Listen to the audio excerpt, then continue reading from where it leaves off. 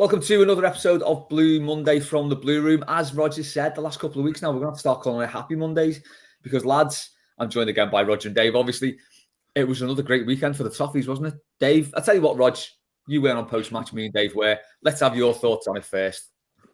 I just love post-matches when we win.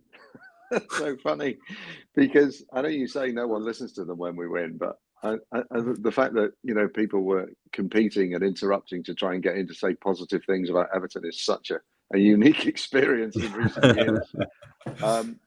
Yeah, I mean, I hadn't even sat down on my sofa because obviously I'm a soft Southern Jesse these days and didn't get to the game.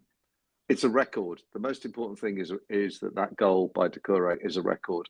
And I've clarified with Sir Gavin Buckland why it's a record.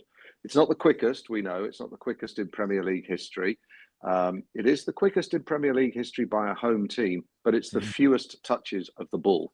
Wow. Right, I thought it was four, but it's actually 5 because the kickoff, Pickford does take one touch to control it, then does a nice diag or just lumps it forward Dyche ball style. And your man Beto doesn't touch it. And then a brilliant piece of chest control from Doucouré and a shin, as you rightly pointed out, Les, into the bottom corner. That's 5 touches of the ball in 10.18 seconds. So that is the fewest touches of the ball. The best, closest to it that Gav could find was a Shane Long goal in however many seconds that was, but that was 6 touches. So 5 touches, it's a record. Revolutionary. I mean, how simple is the game of football? Play the ball down the channels. Whilst Beto is limited, he's quite decent in a one-on-one with the keeper. If the ball's in front of him, he's probably better at that than Calvert-Lewin.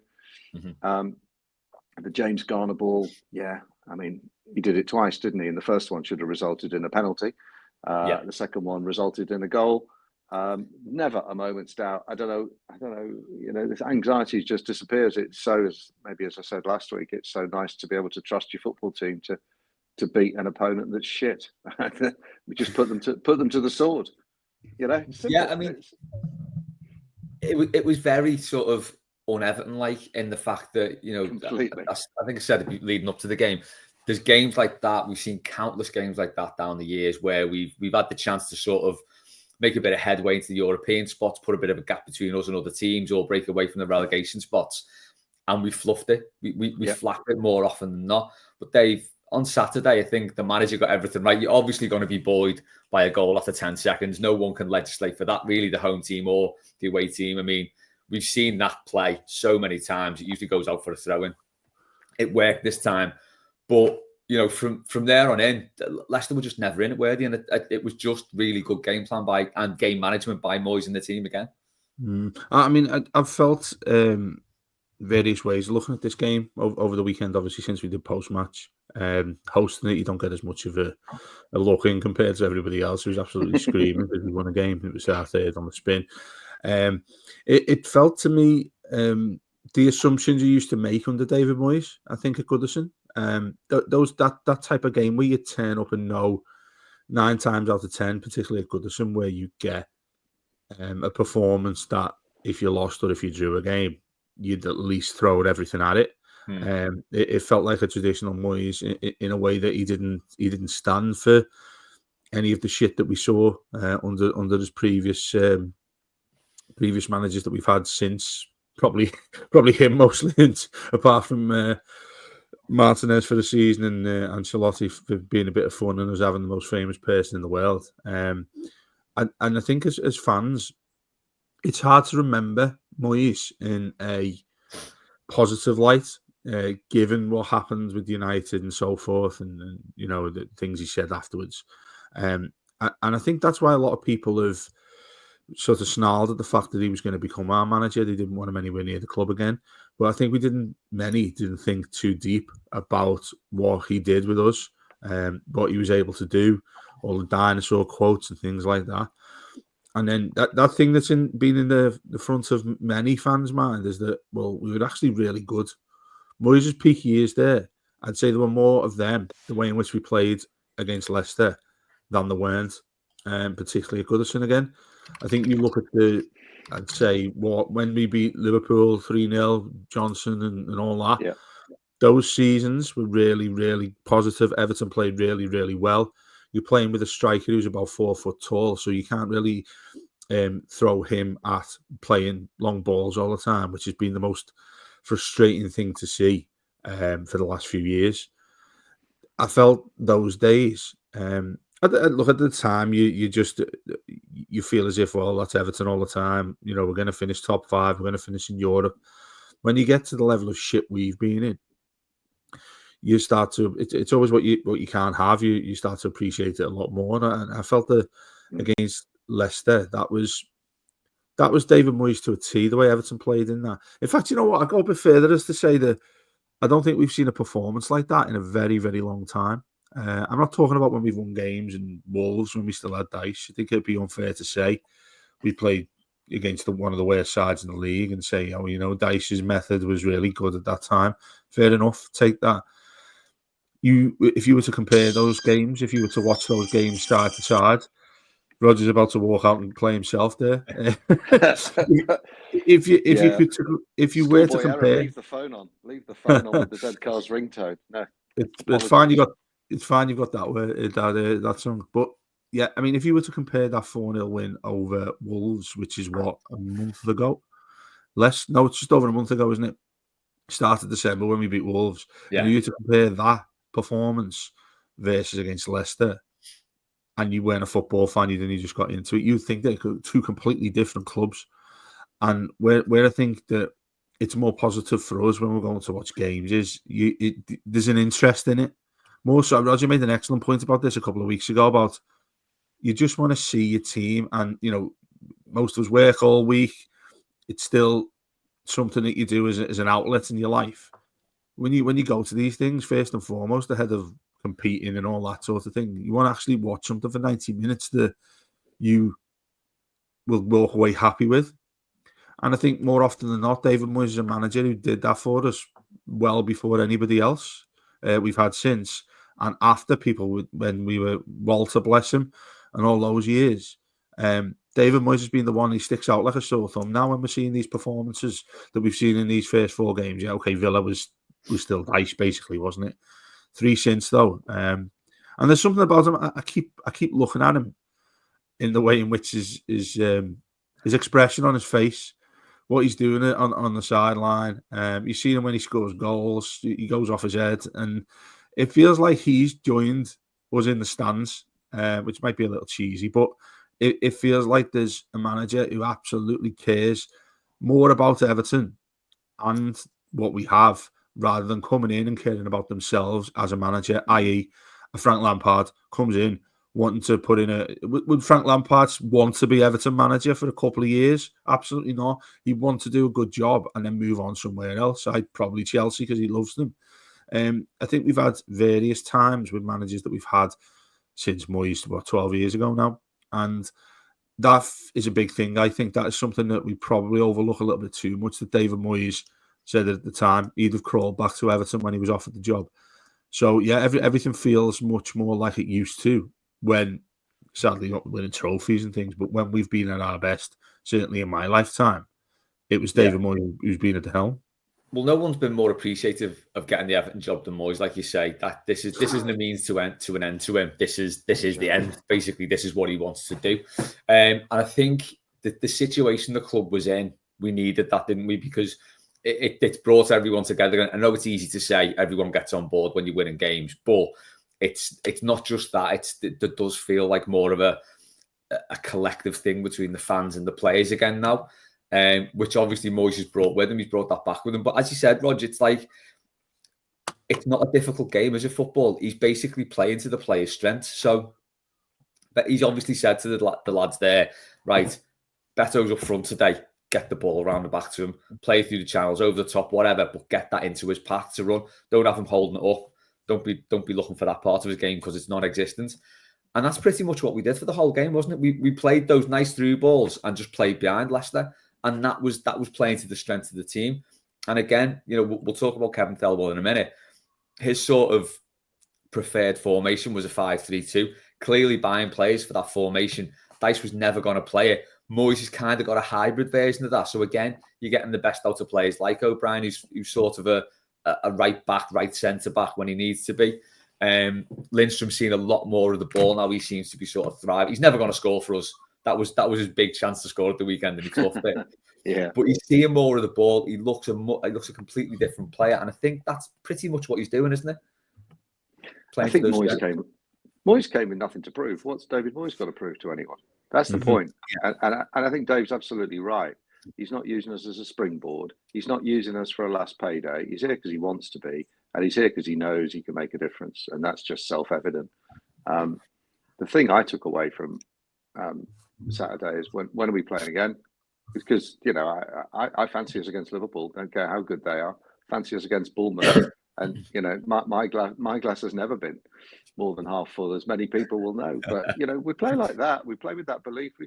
On paper we're nowhere near on the same level as Liverpool and ability-wise, and arguably a little bit far behind Bournemouth. But you play like that. You play with that belief. You play with that confidence. You remember what it was like last time. When's the next game? Bring it on. Whereas we've been, it's a weekend without Everton, isn't it great? That's not how it's meant to be. And he's brought everything back that you would want from your football club: a degree of reliability, some entertainment, some excitement, and some pride. And he's got Tarkowski playing through balls. That's ridiculous. It's just night and day. It's night and day, and it's clear for all to see. And I'm made up for him, and it does shine a light on what the hell was happening beforehand, and why wasn't he appointed, as we said 3-4 years ago. Yeah, it does make me wonder, Les, just what Rodger's saying there, sort of moving on to a bit of a tangent here. What sort of influence he has compared to when he was with us in the first place. And I think that obviously it'll come to light when, well, even probably by this evening, if we were able to go and get a couple of players, but also when you look at what sort of authority he's got at the club and whether that was involved in when he's come back, he's not demanded things. This is the interesting dynamic, I think, when he's come back, is that when he's said, and obviously I think he's done well to get 2.5 years, because I think pretty much a decent source was saying it's going to be 18 months. I thought, do you know what, that's probably fair. If he's negotiated to get 2.5 years, obviously he's done very well to do so. He's come back at a club where the owners seem there's a level of intelligence in going to get him and settle things down and whatnot. But I do wonder what his influence is going to be now with Thelwell, which we're going to come on to, because he seems to have been 100% the person who goes and gets players in and sells players for us. So it's going to be really interesting to see, or be able to know, the way in which they've built possibly a decent relationship or not. Because lest we forget, Thelwell's contract is up this week, this summer, isn't it? Yeah. So now his head's on the line himself as well. So I don't know if you're in his job now, and David Moyes walks in, are you sitting there thinking, oh, he's probably come in and saved my job here because I don't have to do anything? Or does he thinking, well, do you know what, I need to step up here and make everybody have some faith in what I'm able to do in terms of bringing in some recruitment? I think I'd start probably packing up my desk, to be honest, if David Moyes walked in and I was Kevin Thelwell, because he's a manager who, notoriously likes to be hands-on at every level at the club. He wants to be in charge of signings. He wants to be in charge of how the teams run, how the clubs run. And he instilled a really good culture at Everton last time he was there. Before we went money crazy in 2016. He'd treat him like an admin, I think, Moyes. Yeah. He'd walk in and he said, look, I fancy him. We can get him. I've spoke to someone who said we can go and get him and they're open to come to us. Go and sort it out. Yeah, I mean, the first time round, there's been a lot said about the fact that, there was the punching above our weight, which was true, but it was played on a little bit too much. But aside from that, the culture around the club of bringing players in from lower divisions, developing them, making a good squad that fitted in, not just player-wise ability, but player-wise culturally as well. So there was very few sort of players who'd sort of upset things, really. If they did, they were out. And we've lost that over the years. So to bring that back would be great, because that's what it's all about. And that's how you get everyone, fans and players, on board with what you're doing.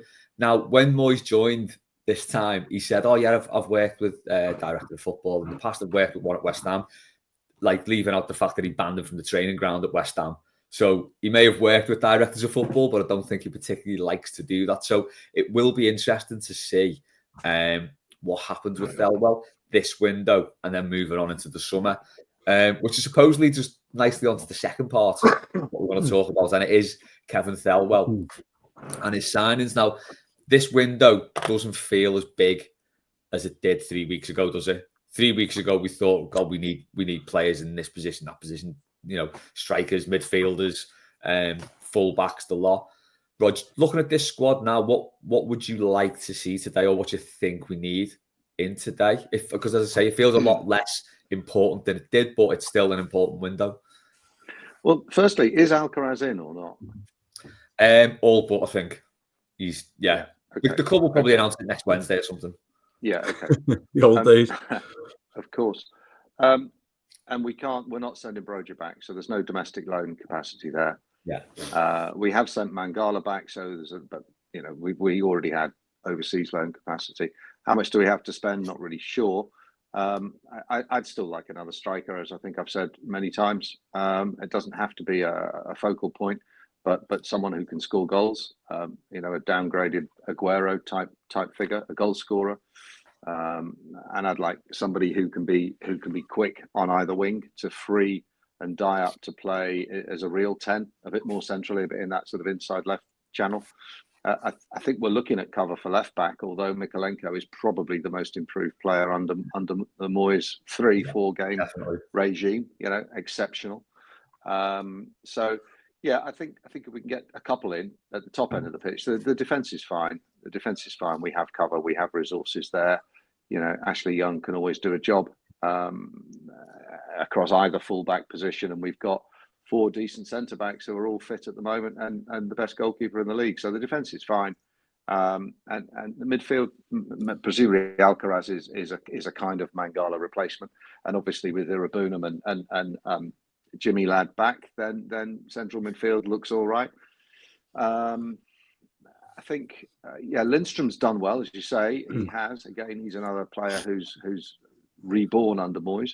But he lacks a bit of pace, and I think a little bit more pace against slightly better opposition, and we'd be even more of a threat than currently. Don't ask me to name names, although I did see a good player. I think it was Stuttgart, Iki Taki, playing up front for them, and I've seen.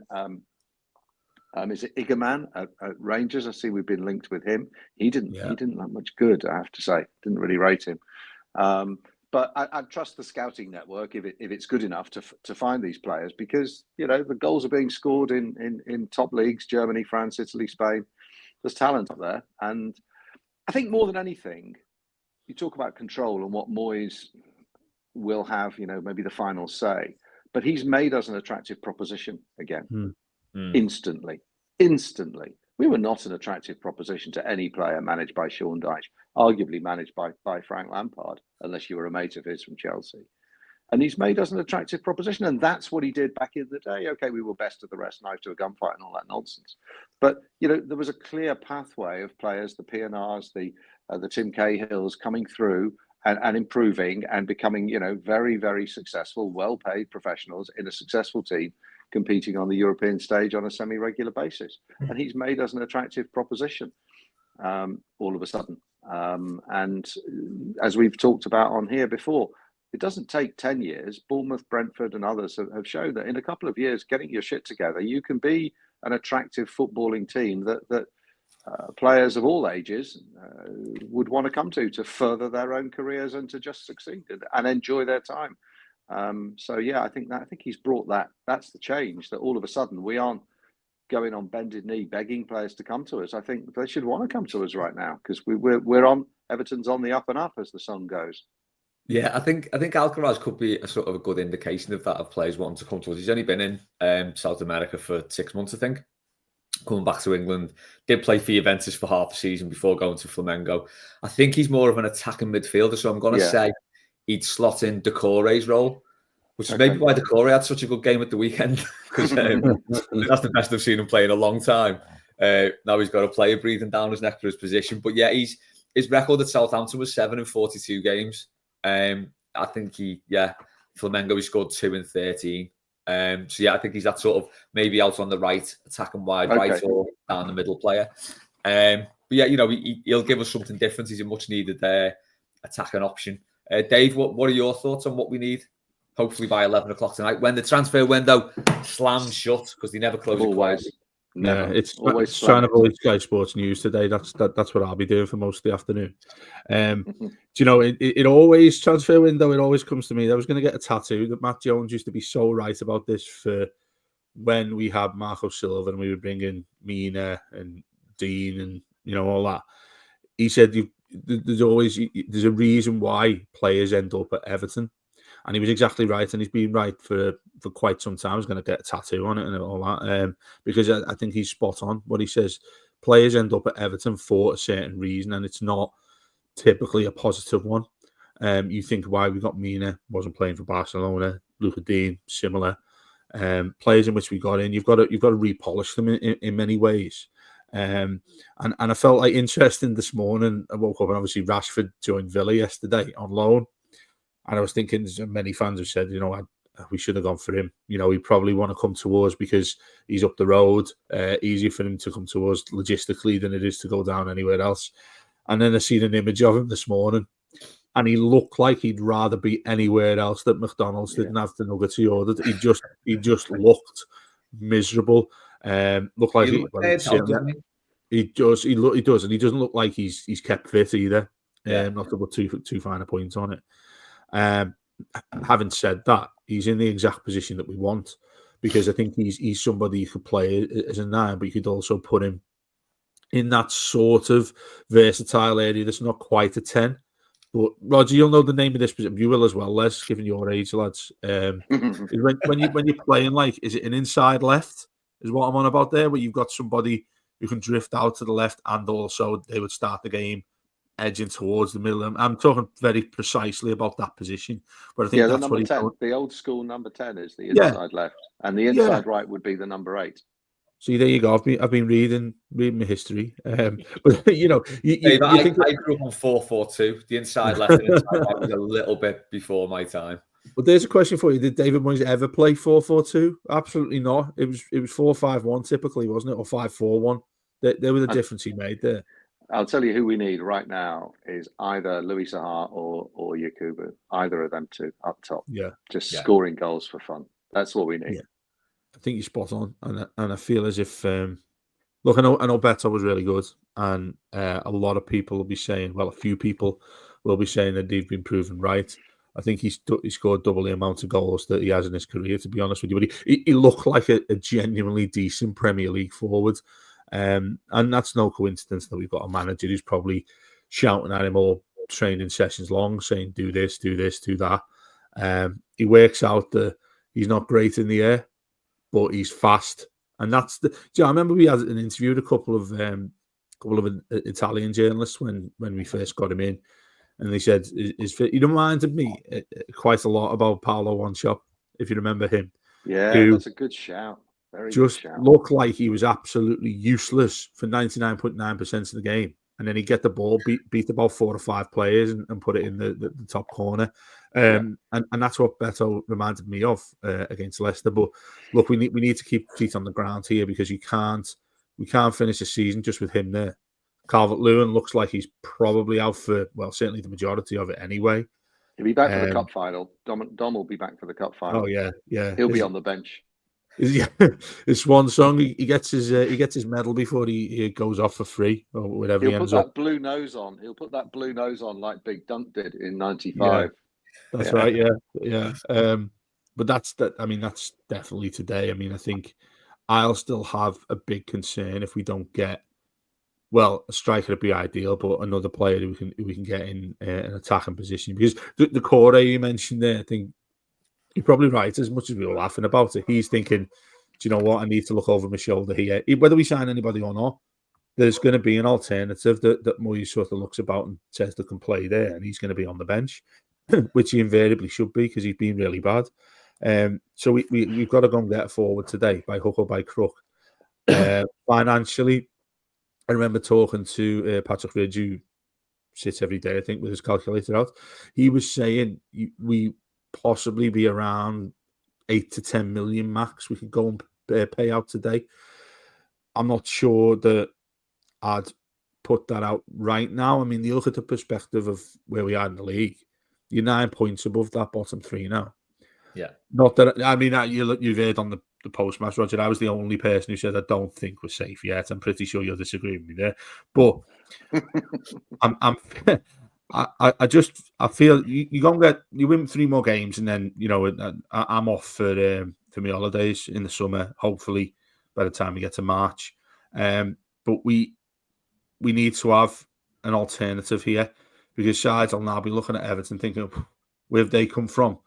I remember I come up with that earlier this season, saying it'd take a manager and his squad about 10 minutes to work out what they have to do to beat Everton. And I think almost immediately in the last month, in the last 4 games, you've looked at a side that's completely different, and you've got to analyse Everton and start taking them serious again.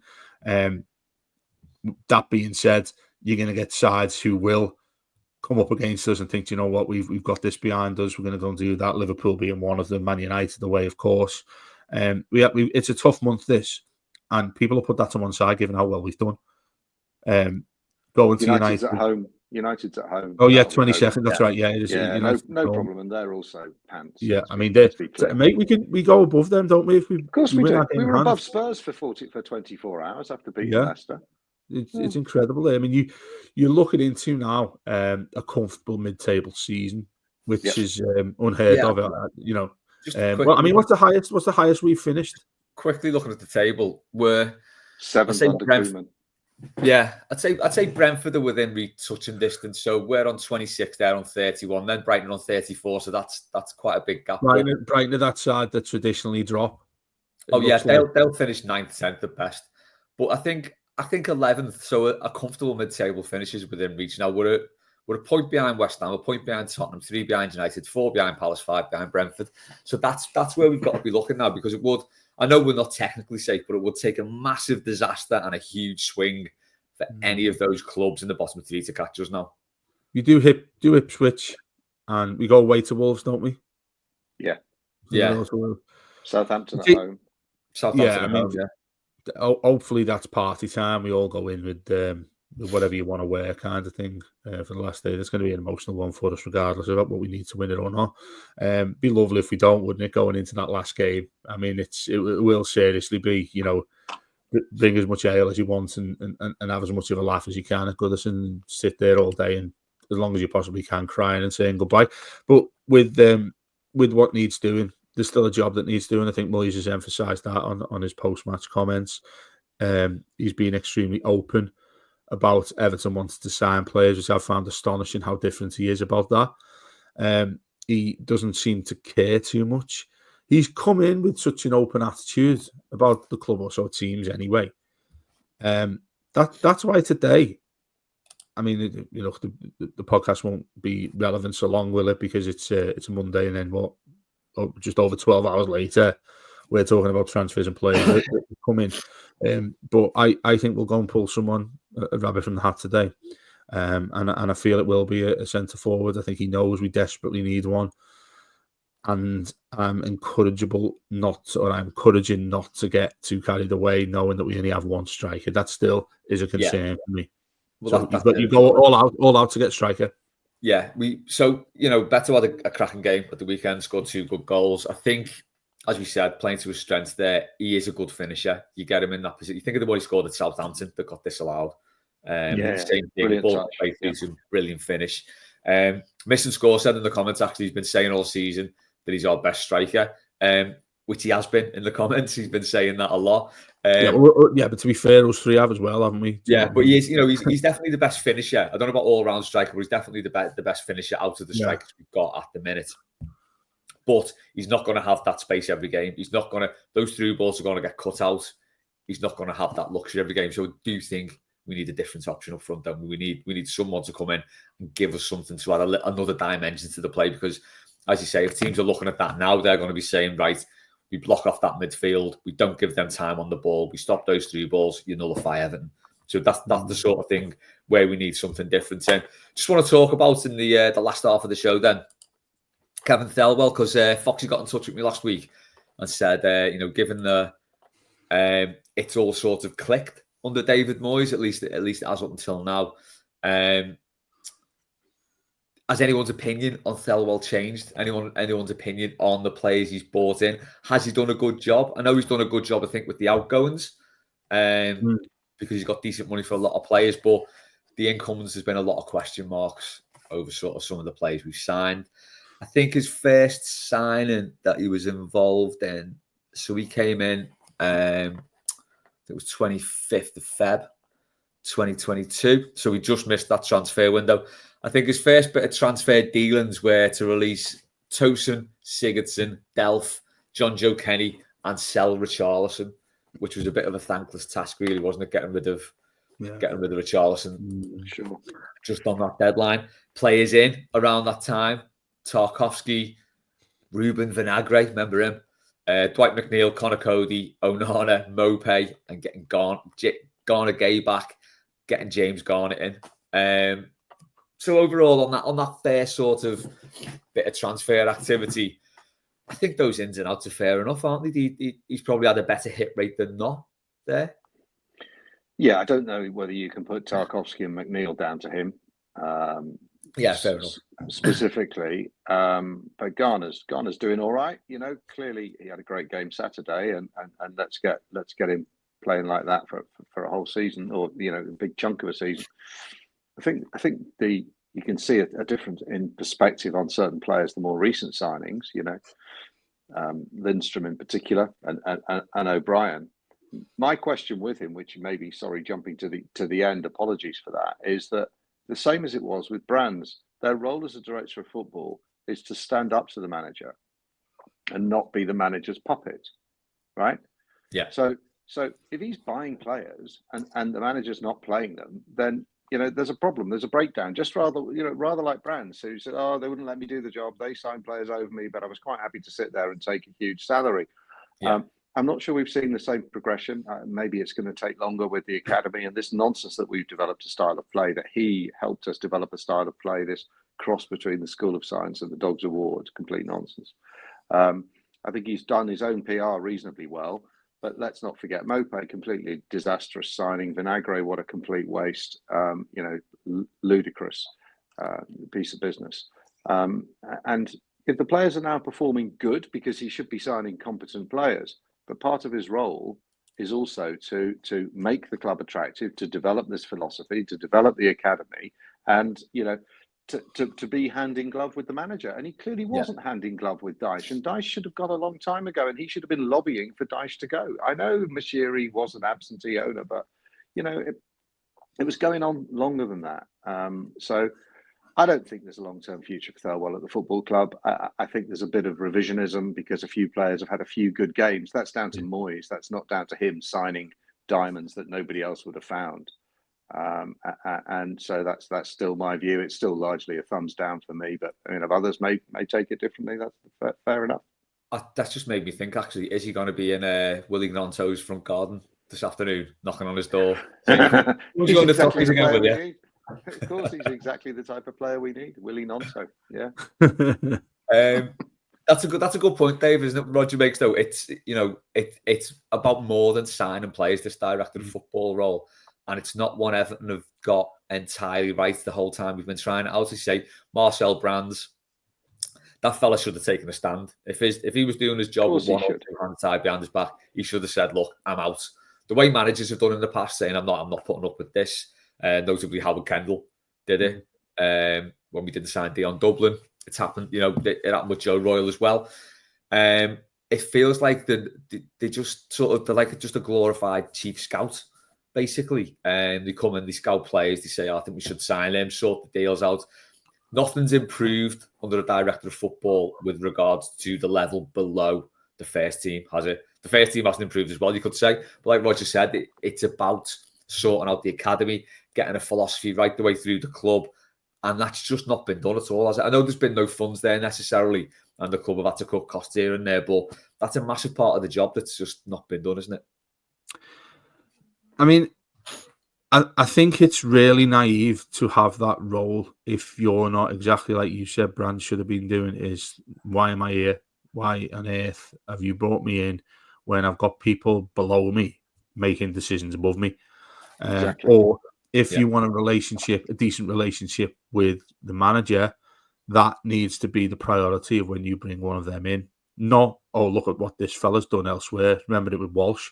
He's an absolute genius. He went and won Leicester, the Premier League on his own, all that sort of narrative to come out. And then lo and behold, he was crap. And yeah, well, he got Pickford. He got Pickford, and he got Idrissa Gana Gueye. You know, well, he did have a couple of hits. But you're right about that, and I'm sure we'll say similar things that like Les has there about Thelwell here. Sure. It's a very hit job. I understand that. I would never expect a director of football to come in and be, well, we've signed this, and this.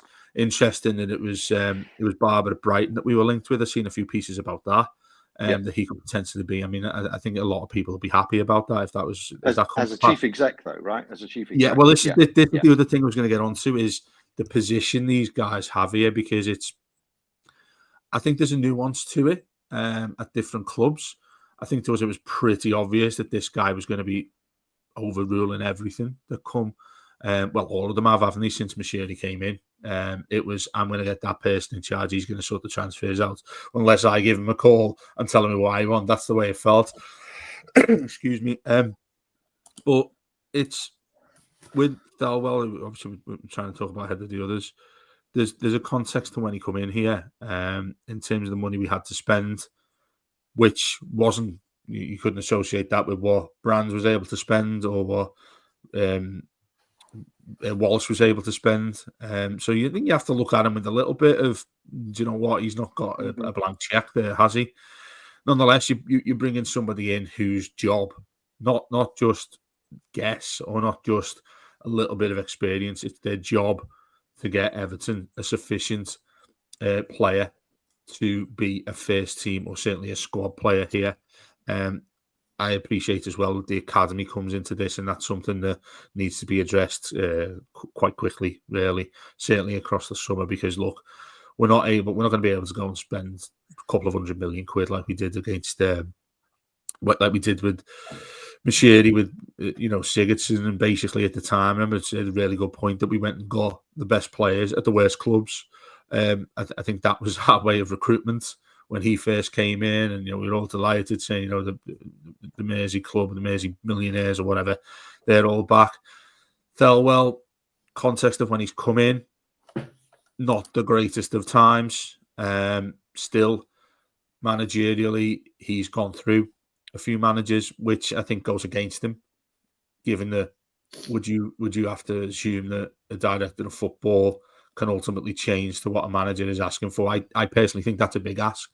And I'm pretty sure that'd be how he defended himself if you put him on the stand to say, listen, how's things gone? The mitigating circumstances of what I can spend. The managers we've had, I've just been looking left, right and centre for the type of players that our new manager wants to bring in.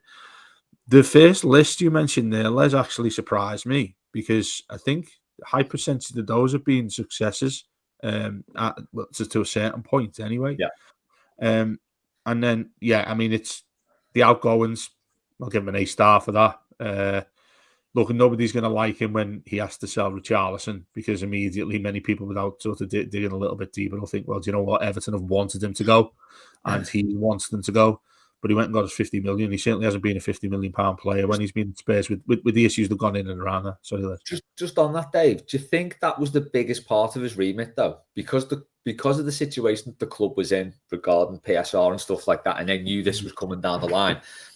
It feels like the biggest part of his remit could have been, right, what can we get for these players? We need to trim this squad, and we need to trim it quickly. And as you say, his outgoings, he's sold a lot of players, and he's got a lot of money in for the club at a time when that's exactly what the club needed. Yeah. So if you look at it from that position, has he done a good job in that regard? I think the report I'd say to that is he knows what he was going to get when he comes to Everton. Look, all of us, if you try and go in and try and get a new job, you show your CV and say, look, I've done this, give me the job. With him, he hadn't done that. With him, he's come in, and I do appreciate the relative issues that happened around that time. But he knew what he was getting. You don't go and take a job and think, oh, I didn't expect this. It was pretty obvious what Everton needed. pretty obvious what was the shackle that was covering Everton financially, yet he still took the job. Now, it's a high risk, isn't it? He's come in and tried to prove himself, which I respect amongst anybody who goes into a job that's as difficult as that is. Managerially, I'm sure we can agree with that as well. But I just, now that we've started to get to an even keel into the PSR stuff and that sort of thing, look, we'll never be privy to the way in which this all worked in the years. Maybe it'll come out in the wash in future years to come. Like Brands probably going to release a film or something, isn't he? When Thelwell's come in, his remit, like you rightly say, is to get young players in.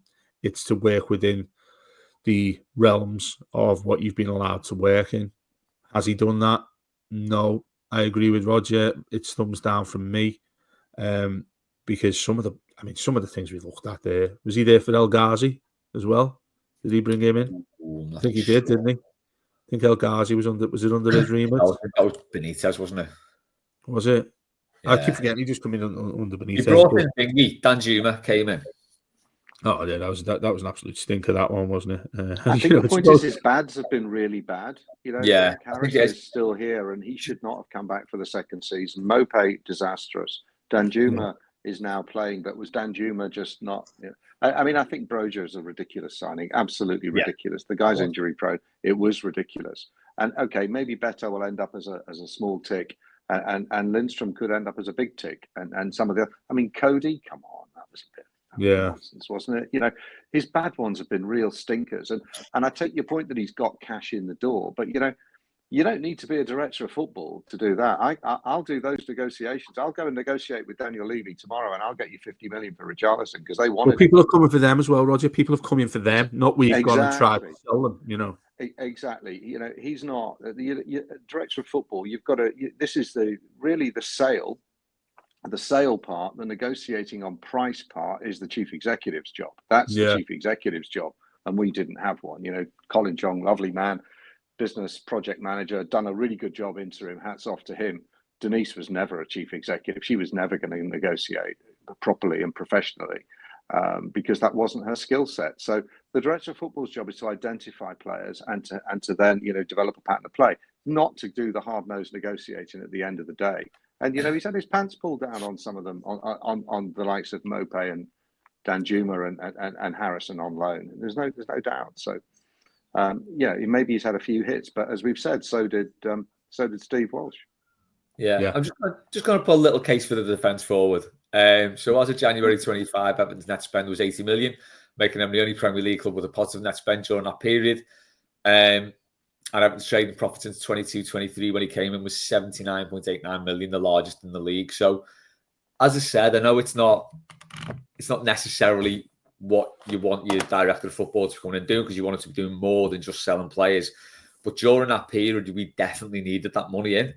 For sure. And I think as much as we can appreciate the job that Dice did up to a point, I think we probably can with Thelwell up to a point. But as you say, from that role, you do need more. It'd be interesting to see if the club go ahead with that. What are your thoughts on that? Both of you, going into the summer, let's say Thelwell does just like we say to thanks very much. Contract finished, you're off. Do the club go in and get another director of football, do you think? Or do you think it's David Moyes? It's David Moyes. David Moyes stays at the football club for the next 10 years, in my view. I think I said this before he was even appointed. Me and Dave have said a few things that have turned out to be fruitful, all correct. I just think the guy, this is his home. This is where he should stay. Manage for another couple of seasons, go upstairs, whether that's president, director of football, whatever it is. He manages the footballing operations of Everton until he doesn't want to do it anymore. And I don't think we need a director of football, but we need somebody who is properly in charge of recruitment. I think we need a top academy coach and a proper scouting network, and Moyes can handle all of that. I don't, he's got a good team of coaches with him now. A range of skills from Baines to Charlie Adam, which is still a bizarre one. I haven't quite. Has anyone seen him yet? By the way, have they seen him in his Everton kit? No. No, I mean, he was as difficult. He's as tough for me as Sammy Lee, and Sammy Lee was almost impossible to come to terms with. but there are some skills and a wide team, a good team that he's assembling, and maybe with some continuity. So for me, no, I don't think we need another director of football. For so long as Moyes is around, I think he can kind of oversee that and maybe work with perhaps someone in the scouting network and others within the coaching team who may be able to step up to that role, because they aren't going to become first team coaches. They're going to be, more strategic people. Yeah, I mean, I agree with Rodger. Don't get one in. It's become the popular thing, hasn't it? It's like you're a kid and you go and play Football Manager, that kind of thing, which you think, you know what, this thing's developed. And I'm not sure. You've seen it be effect. Look, go back to Walsh when he was at Leicester. These things come to the fruition of, well, that's what you need to structure your club as. It's got to be that model. We seem to do it similar, thinking about Mashiri. He just decided that he saw it in a newspaper once and said we need to go and do that. Look, in rarely, into his defence, and yes, at that time, these days, you've got to have a director of football. I mentioned Barber there at Brighton, who's done a terrific job. But there's not just one way to do this. And I think David Moyes is strong enough as a manager. He'll be saying this well, hopefully, I'm probably the most negative person, if you said, and saying that we're not safe yet. But should that happen in the next couple of weeks or whatever it is, then I think that's when he turns his attention to the owners here and says, look at the job I've done here. He goes and sells himself. Look, I'm sure Dice did the same to try and get into another season and then another season, because he kept Everton up. That was obviously the priority here. Moyes does this, keeps a relevant way in which we're going about this now. We're talking about things that we thought would never happen again, i.e. mid-table finishes. He's then well within his rights to take him and his team to go up to the owners and say, look, I want to organise how this entire network is. And that doesn't mean that I'm working hand in hand with the director of football, unless he wants to, of course. But I don't think times have changed as much as many people would insist with the director of football system. And I think that's where, people say that Moyes is a dinosaur and whatnot. And that's fine if you want to criticise managers these days, Dice himself. But what you can say about David Moyes is he didn't have a director of football to work with. He didn't. Well, he had various people in and around. That's not that full capacity. But he decided what was going to happen with recruitment, with the academy, with the scouts that he'd use. He had control of that. I remember back in the time anyway, when we'd have a couple of poor seasons, when we'd finish in a European position, but the next season we'd finish bottom half of the Premier League table. And then people would criticise me. It was like night and day, wasn't it? When it was like, Joe Moyes, fantastic. Look at that player we've signed. Oh, did you see that pile of shite that he signed there? And we finished 17th. It was that sort of way with Moyes. But I have no issue whatsoever than saying thanks, Kev, giving him whatever financial package we probably ridiculously said we're going to pay him if he goes, even though he's losing his job anyway. And then say to David, look, I hate saying the term blank slate, but that's what it's going to be. And then let him decide, because he'll have earned it, for one. And also his track record isn't, do you know what, me and my best mates go for a pint, the director of football and me go for a pint and a carvery over the weekend, and then they talk over what players we need, who we should sell them. He's not the type. That's not how we work.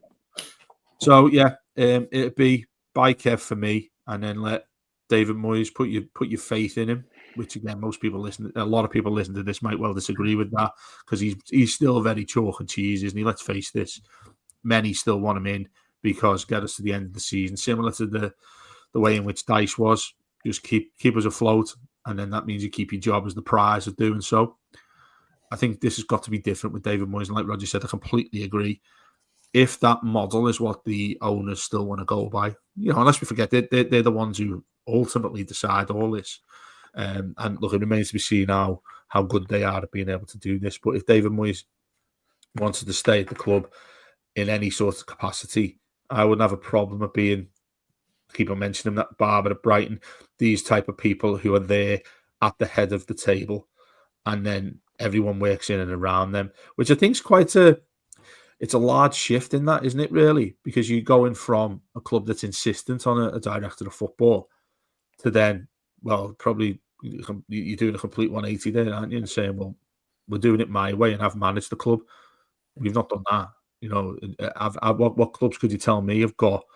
Is it Edu that was at Arsenal? I think that's the one that comes to mind there, Yeah, he who was. come in as their director of football, or that sort of capacity, who relatively successfully kept Arsenal in a Champions League / league title challenges.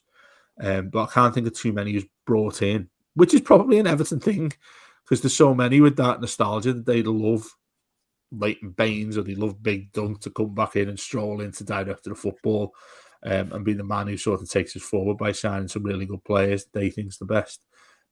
We're in a position now where you don't have to go about what you're seeing everywhere else. And I think that needs to be emphasised on what Moyes wants at the end of this season. So, I mean, I think it's going to be fascinating what happens in the summer. Not only who we go and recruit, but who actually recruits them. Yeah, for what it's worth, I agree. I think we've done the director of football model. It's not really worked out. We've scraped through every season, just about getting us over the line. I think we change it in the summer now. Just give Moyes free rein on the club. I think because he's, like you said earlier on, he's got the club's best interest at heart. It's not just about him. It's not just about his next paycheck or getting somewhere else. He's definitely got the club's best interest at heart. So good discussion on Thelwell. That enjoyed it. Before we go, any other business from anyone? I'd just like to wish this is football, but it's American football. I'd just like to give a shout out to the Philadelphia Eagles, who are in Super Bowl next Sunday, and I'm very excited. we might not get you on Monday if they win that, Rodger. We might not see you till the Monday fortnight later. I may have a hangover. The kickoff isn't till 11:30. It's against the Kansas City Chiefs, who've won it for the last 2 years, and the year before last beat Philadelphia in very controversial circumstances. Taylor Swift's the quarterback, isn't she? Yeah. Taylor Swift, no, one of the running the receivers, one of the Kansas City players is her boyfriend, and his brother also played for Philadelphia in that Super Bowl 2 years ago. But Philly, good working class roots, good working class city, Philadelphia, Pennsylvania. They're playing green. What could possibly go wrong? Kickoff's not till 11:30, and I'll be waiting until the fourth quarter before I start on the whiskey. It'll be beer until then, but I'll be here next Monday. I may just be slightly hanging. Yeah, for me, it's turn attention to an FA Cup. Rodger was absolutely right about this. You get into a position where you can go about this in a really serious manner. Look, Bournemouth are one of the darlings of the season for many people, aren't they? Including me as well. I think they've got a fascinating manager. I think he's really good. And I think he's done a fantastic job there. You're playing against a side that are probably going to be taking this seriously themselves as well. No, if they're going to beat Liverpool, you're looking at somebody who's a Champions League qualifier. That's unimaginable. Over the years gone by at Bournemouth, who just like a half-assed side who were happy to be in the Premier League. They're actually serious now, and I think they'll come to Goodison and want to get into the last 16. It is last 16, isn't it? If we win it, yeah, get into that level, and you're turning around and thinking, do you know what? Contradicting myself here. Safe in the Premier League, just turned a lot of it. Lose the rest of the games to the end of the season if you're guaranteed safety, and throw every single person we have towards winning that FA Cup. That'd be my ideal scenario. Just getting through against these for now. That's the goal I've got, as much as Rodger has with his beautiful Eagles. Yeah, I always want to throw everything into the cup, to be honest. Oh yeah, what about you, Les? Have you got Go on. What you'd love to go and see in the next week? Like you said, I'd like us to take the cup seriously. I think Bournemouth are only bringing 1,500 fans up, which is pretty disappointing when you can get 6,000. They could probably get, most of the. Hang on, there's not even 6,000 in the ground. Is that Rodger will know better than us? It's it's 12,000, I think. Yeah. What's always staggered me is that Prenton Park is bigger than Bournemouth, and I really like it because I thought, you don't want to see the Premier League as you've got to have this, you've got to have that in order to qualify for the Premier. It's the same as the FA Cup. You can start as the dog and duck and then get into play. Spurs played Marine, didn't he, in the COVID years? I really like the romanticism of the FA Cup, and we probably fall into that umbrella these days, don't we? Because we've been, apart from that Palace quarter, we haven't really taken it too seriously, have we? We might well have been on our way to Wembley anyway if stupid head Onana didn't take that ridiculous penalty, we'd be there. Might well be playing Liverpool this weekend with the second leg, trying to get to Wembley. Which takes us back to last week's mailbag, where we talked about the worst penalties we've ever seen at Goodison Park. I don't think that one's ever getting beaten.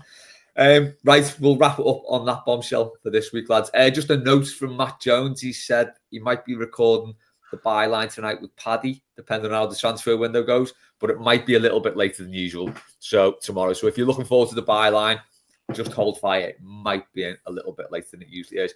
But that's it for this week's Blue Monday. Thanks to Rodger. Thanks to Dave. Thanks to everyone who listened and watches on YouTube. If you've not already subscribed, please do subscribe to our YouTube. Have a look at subscribing to our Patreon as well. You got all the usual stuff and more on there. But that's it for this week's Blue Monday. We will catch you next week. Up the Toffees.